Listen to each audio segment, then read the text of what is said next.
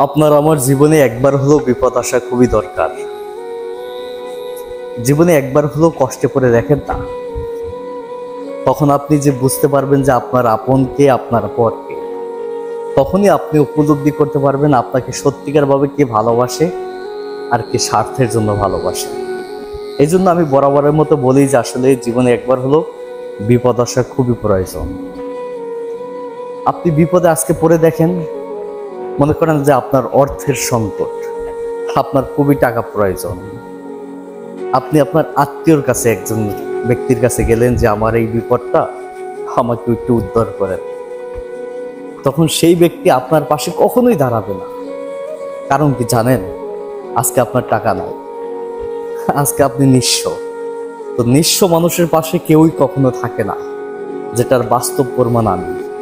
জীবনে অনেক বিপদ কাটিয়ে এই পর্যন্ত বেঁচে আছি।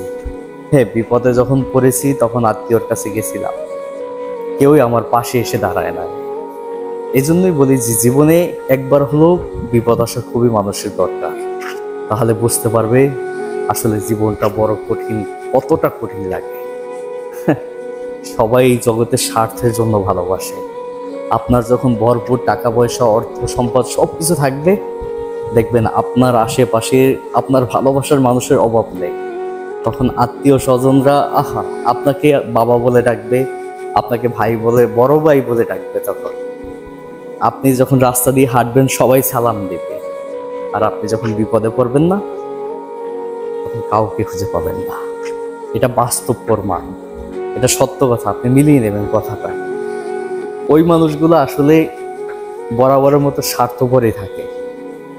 যে মানুষগুলোর কাছে আপনি বিপদে পড়ে গেছিলেন, তারা স্বার্থের জন্য আপনাকে ভালোবাসছে। এই জন্য আমি বলি যে আসলে জীবনে একবার হলেও বিপদ আসা দরকার। একবার হলো আপনি বিপদে পড়ে দেখেন, তখনই আপনি বুঝতে পারবেন জীবনে কে আপন কে পর। তাছাড়া আপনি কোনোদিনই উপলব্ধি করতে পারবেন না। তাহলে আপনি বোকার রাজ্যে বসবাস করবেন। তখন বুঝতে পারবেন যে আসলে বিপদ যখন থাকবে না, তখন বুঝতে পারবেন যে আপনার জীবনে আসলে কতটা শান্তি। সবাই আপনাকে ভালোবাসে, কিন্তু দিন শেষে গিয়ে দেখেন স্বার্থ ছাড়া কেউই ভালোবাসে না।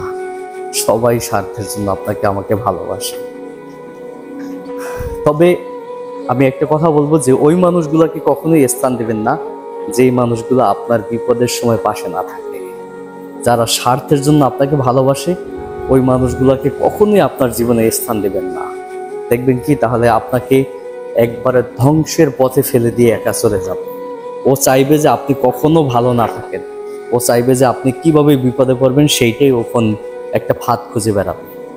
এই জন্যই এই মানুষগুলোর কাছ থেকে সবাই দূরে থাকার চেষ্টা করে।